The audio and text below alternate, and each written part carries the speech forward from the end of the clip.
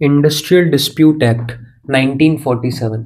यार ये ऐसा चैप्टर है जो लॉ में भी आता है, सीएस में भी आता है, यूपीएससी ईपीएफओ के अंदर भी आता है और मोस्ट ऑफ दी जगह आपको ये चैप्टर देखने को मिलेगा। तो मतलब आप मान के चलो कि यार ये रामबाण चीज़ है लेबर लॉ के अंदर कि यार हर जगह आएगी ये इंडस्ट्रियल डिस्प्यूट एक्ट 1947। यार एक तो मेरा पेन पता है 2 दिन से नहीं चल रहा, मैं ऑफलाइन बच्चों को भी नहीं पढ़ा पा रहा।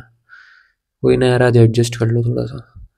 Industrial dispute act 1947।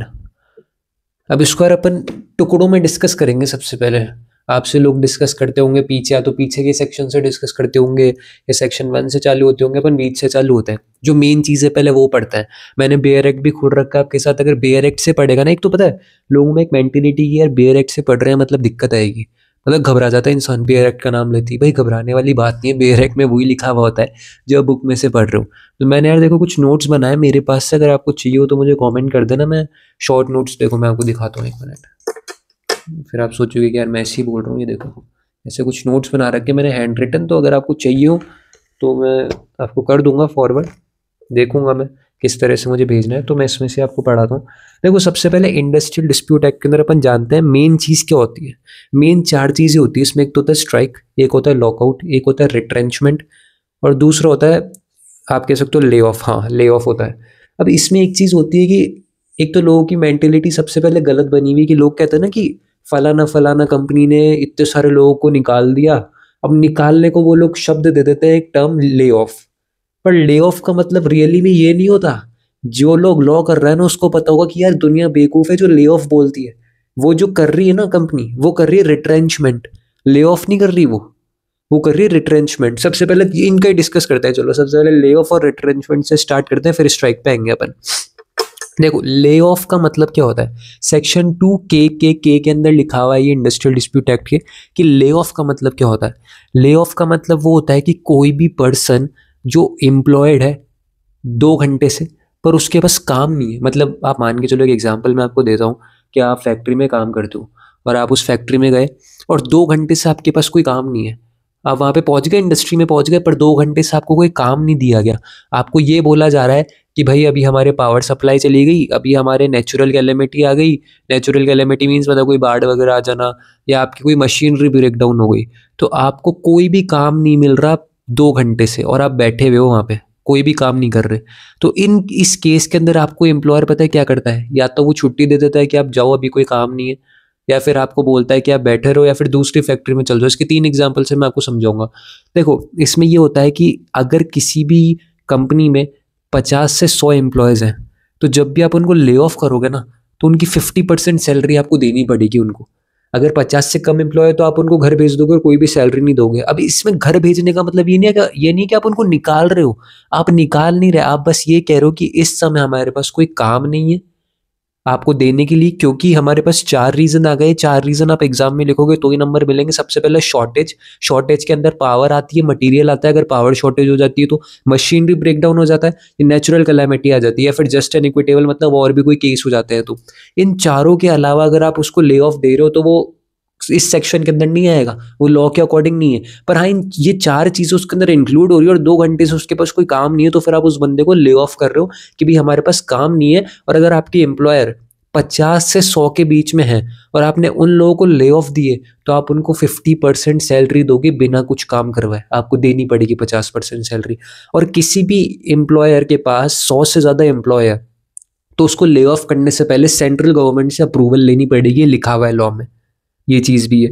अब एक और चीज़ है कि if employer gives an alternative option, alternative employment to an employ, then no compensation will be paid if the employer rejected that employment। अब देखो आप सोच रहे होंगे मैं क्या क्या बोल दिया। इसका मतलब ये है कि मान लो आप है ना एक मालिक हो दुकान के और आपके पास कोई काम कर रहा है, तो आपने उसको बोला कि यार 2 घंटे से तेरे पास कोई काम नहीं है और है ना ये पावर सप्लाई चली गई हमारे यहाँ पे।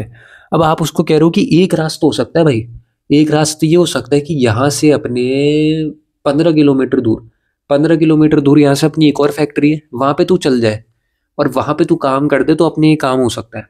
पर वो बंदा कह रहा है कि भाई मैं कैसे जाऊँ, मेरे को तो नहीं जाना, मेरे को तो अपनी यहाँ पे कहीं काम करना है, मैं 15 किलोमीटर का पेट्रोल क्यों बालूंगा, मेरे को जाना ही नहीं है।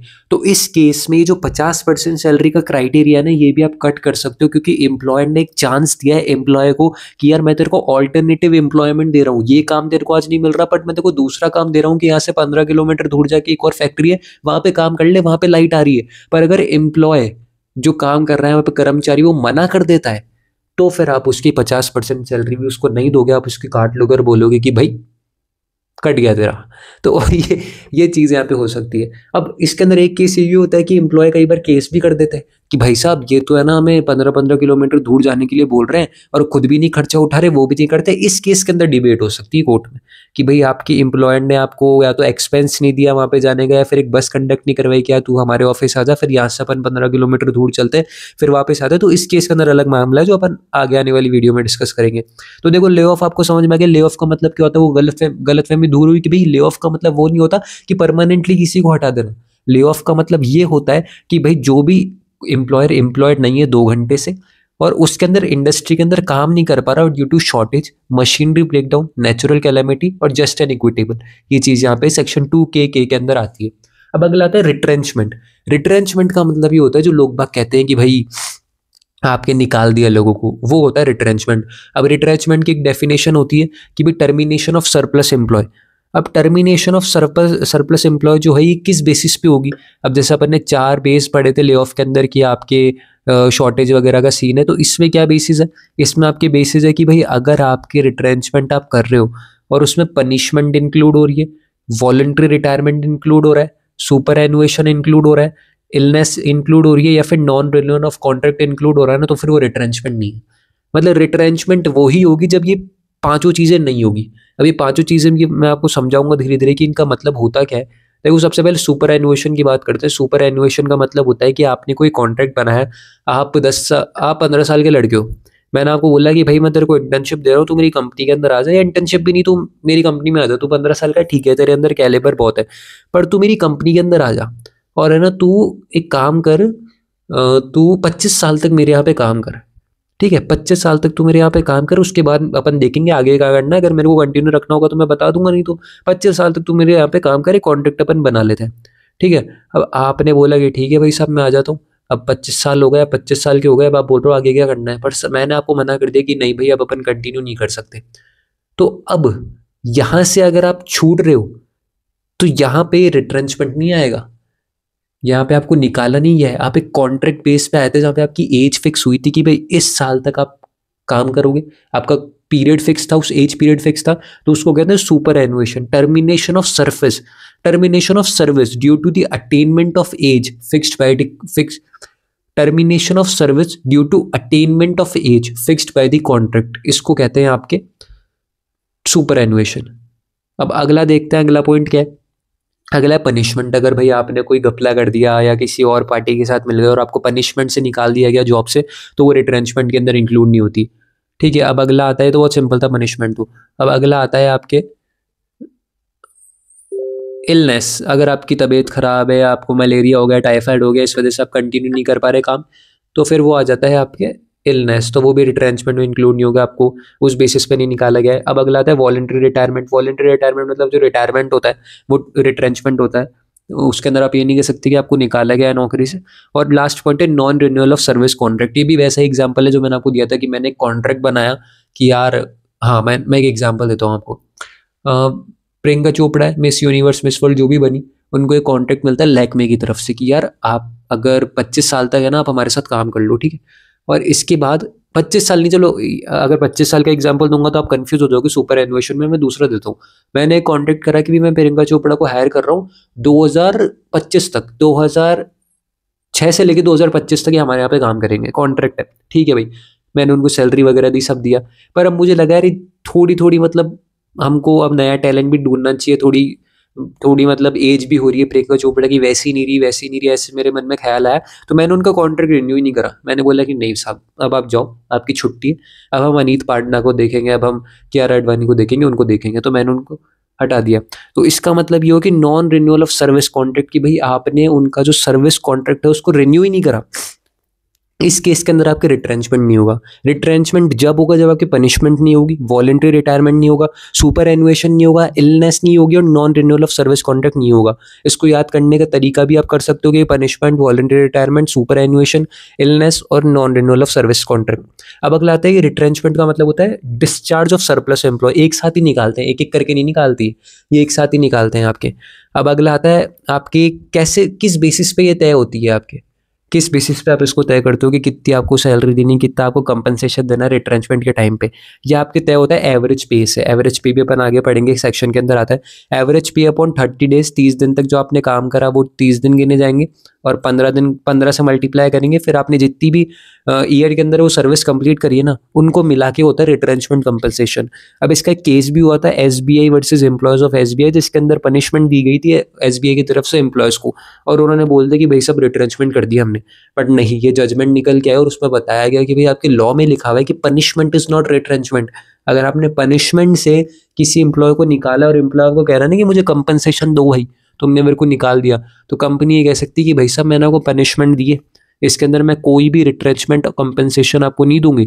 सबसे ज़्यादा बहस इसमें यही होती है कि भाई कंपनसेशन मांग लेता है सामने वाले एम्प्लॉय कि भाई मुझे तो चाहिए पैसा, पर भाई तेरे को पैसा क्यों मिलेगा जब तेरे को पनिशमेंट दी है तो ये आपके रिट्रेंचमेंट के अंदर इंक्लूड होता है। एक और इसके अंदर केस हुआ था नेशनल टेक्सटाइल, वो चलो आगे डिस्कस करेंगे, अभी गपचिप हो जाएगा थोड़ा सा।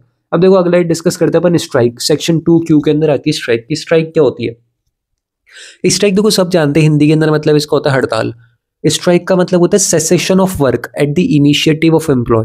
मतलब एम्प्लॉय की साइड से जो हड़ताल होती है ना कि यार हम काम नहीं कर रहे, हमारी मांगे पूरी करो, हमारी मांगे पूरी नहीं हो रही, सेठ जी पगार नहीं बढ़ा रहे, बागा की नट्टू काका की, वो चीज़ है ये कि भाई आप पगार नहीं बढ़ा रहे, तो इस वक्त जो हड़ताल करते हैं ना एम्प्लॉय, जिसको कहते हैं स्ट्राइक, की भी हम काम नहीं करेंगे। अब स्ट्राइक भी अलग अलग तरीके की होती है। पेन डाउन स्ट्राइक होती है। पेन डाउन स्ट्राइक का मतलब होता है कि आप पेन छोड़ देते हो और बोलते हो हम काम नहीं कर रहे। आप ऑफिस जाते हो, आप बायोमेट्रिक करते हो, अटेंडेंस लगाते हो, कुर्सी पे बैठते हो, हवा लेते हो, और फिर जब आपके उसको काम आता है ना, आप बोलते हो तो नहीं गुरु हम नहीं कर रहे, हम स्ट्राइक पे है। इसको कहते हैं पेन डाउन स्ट्राइक। दूसरा आता है go slow strike. Go slow strike strike के अंदर इंक्लूड नहीं होती, बट ये उसका टाइप है। गो स्लो स्ट्राइक का मतलब ये कि आप काम तो कर रहे हो बट बहुत धीरे धीरे कर रहे हो, कि भाई जो काम आप नॉर्मली 2 घंटे में कर रहे थे आप उसको 5 घंटे में कर रहे हो। तो गो स्लो मतलब हम काम करेंगे बट धीरे धीरे करेंगे, एम्प्लॉयर का माथा खपा के करेंगे। तो इसमें स्ट्राइक तो हुई, पर ये वैसी स्ट्राइक नहीं हुई जो आपके लॉ के अंदर इंक्लूडेड है, मतलब इसको स्ट्राइक नहीं मानी जाएगी, बट ये उसका टाइप है। अब इसमें केस भी हुआ था Bharat sugar mill versus Jaisingh, उसमें भी यही सीन था कि यार एम्प्लॉयर्स आए और काम वाम करने लग गए धीरे धीरे, तो उसको स्ट्राइक में इंक्लूड नहीं करा जाएगा, वो स्ट्राइक नहीं है। अगली आती है सिंपैथेटिक स्ट्राइक। सिंपैथेटिक स्ट्राइक का मतलब ये होता है कि भाई आपका कोई दूसरा एम्प्लॉय, उसके साथ कोई बदतमीजी हुई, उसके ऊपर रेसिस्ट कमेंट कर दिए, वो सब कर दिए, तो उसको सपोर्ट के अंदर आपने स्ट्राइक कर दी, उसके सपोर्ट में on the basis of sympathy, on the ground of sympathy, उसको कहते हैं सिंपैथेटिक स्ट्राइक। अगली आती है work to rule strike. Work to rule strike बहुत उल्टी होती है यार, अगर आप ये सुनोगे ना हिंदुस्तान वाले तो सोचेंगे कि यार बहुत अच्छी स्कीम है सही में वर्क टू रूल स्ट्राइक पता है नॉर्मली आपके ऑस्ट्रेलिया जापान यहाँ पे चलती है। इसका मतलब ये होता है कि अगर आपकी मांगे पूरी नहीं होती ना एम्प्लॉयज की, तो वो पता है क्या करते हैं, वो नॉर्मली अगर 8 घंटे काम कर रहे हैं ना, तो वो 24 घंटे काम करेंगे, 12 घंटे काम करेंगे। वो उनके मालिक को ये दिखाते हैं कि भाई साहब हम ज़्यादा काम कर रहे हैं, हम ओवर प्रोडक्शन कर रहे हैं, ज़्यादा काम कर रहे हैं। अब इसमें हिंदुस्तानी मालिक होगा ना, बढ़िया आदमी, वो तो खुश हो जाएगा, यार ये सही है यार, काम निकलवा तो गुस्से गुस्से में काम भी कर रहे हैं और ज़्यादा तरीके से काम भी हो रहा है, तो वो तो पैसे बढ़ाएगा ही नहीं देख के, पर वहाँ वाले बढ़ा देते हैं भाई, उनका तरीका थोड़ा अलग है। तो इसको कहते हैं वर्क टू रूल स्ट्राइक। हालांकि ये भी स्ट्राइक नहीं होती, क्योंकि स्ट्राइक का मतलब होता है सेसेशन ऑफ वर्क, जहाँ पे आप पेन छोड़ देते हो, जहाँ पे आप काम छोड़ देते हो, हमें काम नहीं करना, उसको कहते हैं स्ट्राइक। तो एक टाइप है बट ये स्ट्राइक में इंक्लूड नहीं होती। आखिरी आता है आपके हंगर स्ट्राइक, जो सब जानते हैं, भूख हड़ताल की, भी हम खाना नहीं खाएंगे, हमारी मांगे पूरी करो, वो चीज़ है। अब देखो इंडस्ट्रियल डिस्प्यूट एक्ट का मतलब क्या होता है।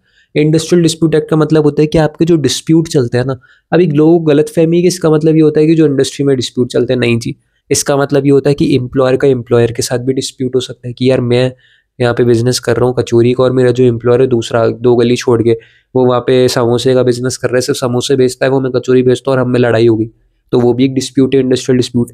एक अपने एम्प्लॉयर वर्सेस एम्प्लॉय का भी होता है कि जो आपके कर्मचारी काम कर रहे हैं उससे आपकी लड़ाई हो जाए, और एक आपके ये भी होता है कि भी आपके जो कर्मचारी है उन कर्मचारी की लड़ाई हो जाए दूसरी कंपनी के कर्मचारी से, तो वो भी एक इंडस्ट्रियल डिस्प्यूट के अंदर इंक्लूड होता है।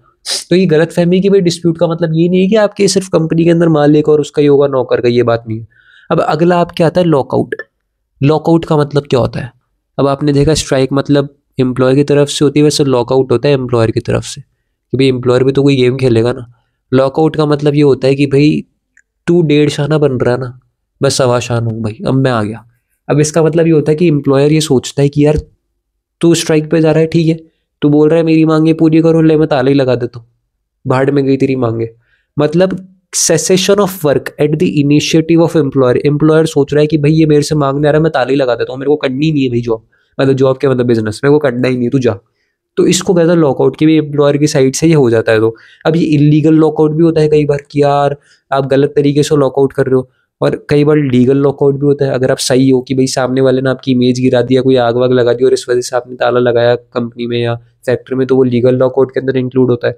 अब पता एक सवाल बनता है इसमें, स्ट्राइक और लॉकआउट दोनों में एक सवाल बनता है, वो ये बनता है कि यार आपकी इसमें स्ट्राइक में अगर इलीगल लॉकआउट है और मतलब स्ट्राइक में इलीगल स्ट्राइक है और लॉकआउट के अंदर इलीगल लॉकआउट है, तो क्या आपको वेजेस मिलेंगे?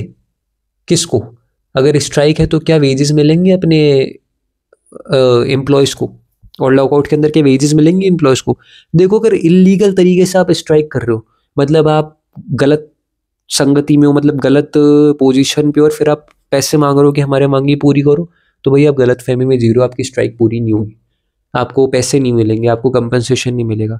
पर हाँ, अगर आप लीगल तरीके से कि यार आप वाकई में आपने अच्छा काम करा और फिर भी अगर एम्प्लॉयर आपसे छेड़खानी कर रहा है, लीगल तरीके से आप स्ट्राइक कर रहे हो, तो आपकी मांगे बिल्कुल पूरी होगी, आपको वेजेस मिला जाएगा। अब लॉकआउट का भी ये सीन, अगर इलीगल तरीके से गैर कानूनी तरीके से अगर एम्प्लॉयर ने ताला लगा दिया, तो पैसा मिलेगा एम्प्लॉयज़ को, कर्मचारी को, कि भाई तुमने कैसे लगा दिया ताला। कर्मचारी पहुंच जाएगी आगे कंट्रोलिंग अथॉरिटी के पास, बिल्कुल पहुंचेगी, कैसे नहीं पहुंचेगी वो आगे आने वाले केसेस में अपन डिस्कस करेंगे। और अगर आप लीगल लॉकआउट कर रहे हो बिल्कुल, कि यार बिल्कुल सही लॉकआउट आपने करा है, तो फिर सॉरी यार मेरी राइटिंग को थोड़ा, तो फिर आप कंपनसेशन नहीं दोगे एम्प्लॉयज़ को, कि बिल्कुल आप सही हो अपनी पोजीशन पे। तो ये चीज़ होती है। आई होप कि आपको समझ आ गया होगा retrenchment, lockout, strike and lay off का मतलब क्या होता है। लोगों की जो एक पर्सपेक्टिव है, माइंडसेट है, वो थोड़ा चेंज हुआ होगा आपका। आई होप कि मेरे पढ़ाने का तरीका आपको समझ आया होगा। अगर नहीं आया तो यार कमेंट के अंदर बता देना, मैं इंप्रूव ज़रूर से करूँगा। देखो यार अगला देखते हैं सेक्शन 3 क्या कहता है। सेक्शन 3 कहता है वर्क कमेटी।